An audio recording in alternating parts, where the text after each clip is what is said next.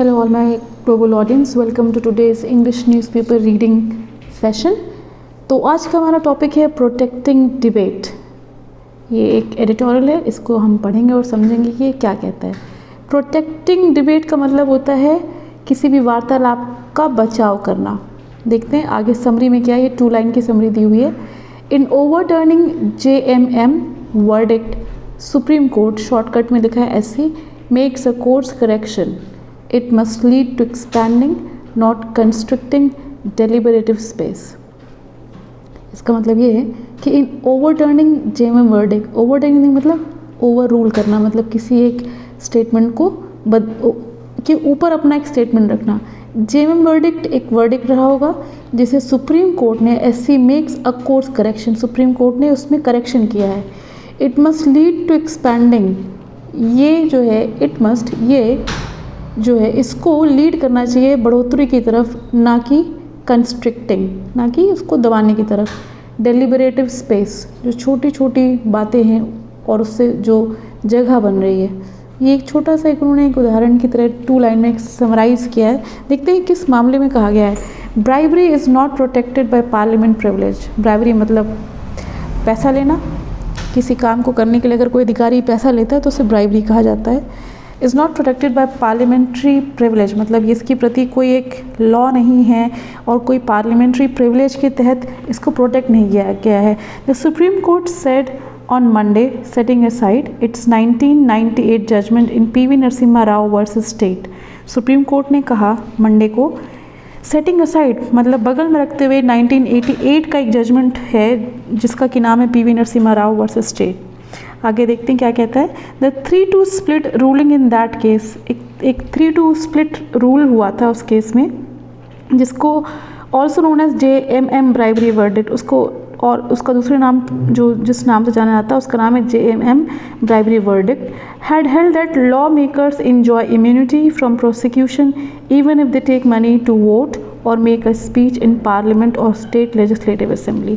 कहते हैं कि इसका जो ये वर्डिक्ट है, JMM वर्डिक्ट जो नाम से जाना जाता है, इन्होंने एक लॉ बनाया था, लॉ मेकर्स, जिससे इन्जॉय करते, इम्यूनिटी मतलब वो अपनी बचत करते हैं ताकि वो प्रोसिक्यूट ना हो सकें। वो बचत, इम्यूनिटी मिलती है मतलब बचाव होता है प्रोसिक्यूशन से, तब भी जबकि वो मनी लेते हैं वोट करने के लिए and to make a speech in parliament और state legislative assembly.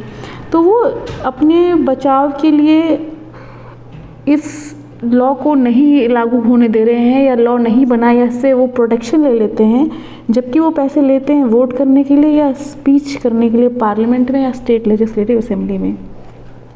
The majority in that bench had based in conclusion on Articles 105 and 194 of the Constitution, which deal with the powers and privilege of MPs and MLAs। तो जो majority है उस bench में उन्होंने ये conclude किया है article 105, 194 में कॉन्स्टिट्यूशन के, जो डील करती है पावर्स और प्रिविलेज MP और MLA के। डिसअग्रिंग मतलब सहमति नहीं है उनकी विद देयर रीजनिंग, उनकी सहमति नहीं है उनका जो भी कारण दिया हुआ है। The Supreme Court has applied a welcome corrective, Supreme Court ने एक अप्लाई किया है एक corrective measure anchored in constitutional principles of equality and probity. उन्होंने एक करेक्टिव मेजर को एंकर किया, मतलब एक कॉन्स्टिट्यूशन को डाला है, कहा है कि प्रिंसिपल ऑफ इक्वालिटी और प्रोबिटी होना चाहिए। Corruption and bribery of the members of legislature arrowed the foundation of Indian parliamentary democracy. कहा गया है कि जो करप्शन है और ब्राइबरी है, मतलब जो धोखाधड़ी है और जो पैसे लेने की जो ख़राब आदत है, वो मेंबर्स ऑफ लेजिस्लेचर को इरोड करते हैं, उनके फाउंडेशन को, मतलब उनकी फाउंडेशन को ख़राब करते हैं और उसमें इंडियन पार्लियामेंट्री डेमोक्रेसी आती है। It is destructive of the aspirational and deliberative ideals of the constitution and creates a polity which deprives citizens of a responsible, responsive and representative democracy। वो कहते हैं कि ये ख़राब है, डिस्ट्रक्टिव है, एस्पिरेशनल और डेलिबरेटिव आइडल्स को लेके अगर देखा जाए तो, और कॉन्स्टिट्यूशन को क्रिएट करती है पॉलिटी जो कि डिप्राइव करती है सिटीजन्स को रिस्पॉन्सिबल होने पे, रिस्पॉन्सिव होने पे और रिप्रेजेंट करने में डेमोक्रेसी को। CJI chief justice of India, CJI का मतलब होता है chief justice of India, DY Chandrachud, who headed the 7 जज बेंच, सेड, उन्होंने ये बात कही है।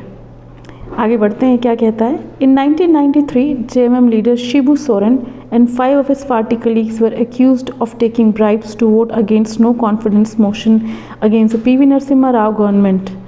1993 में JMM लीडर शिबू सोरेन ने और उनके 5 पार्टी कलीग्स ने को अक्यूज़ किया गया था पैसे लेने के लिए ताकि वो वोट करें नो कॉन्फिडेंस मोशन में against PV Narasimha Rao government के। Janata Dal Ajit Singh was also accuse of accepting a bribe to abstain from voting.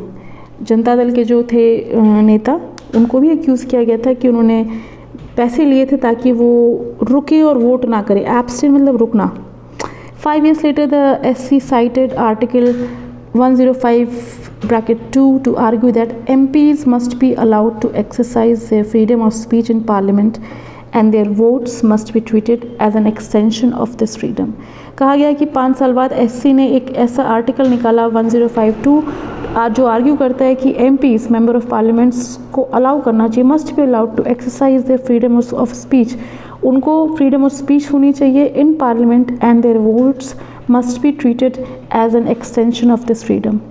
पहले तो बोलने की जो लिबर्टी वो देनी चाहिए और उनके जो वोट्स हैं उसको भी इस लिबर्टी के एक्सटेंशन में रखना चाहिए तो वो फ्रीली वोट कर सकें। But bribery and corruption as Monday verdict pointed out take away the free will and conscience to enrich the functions of the house।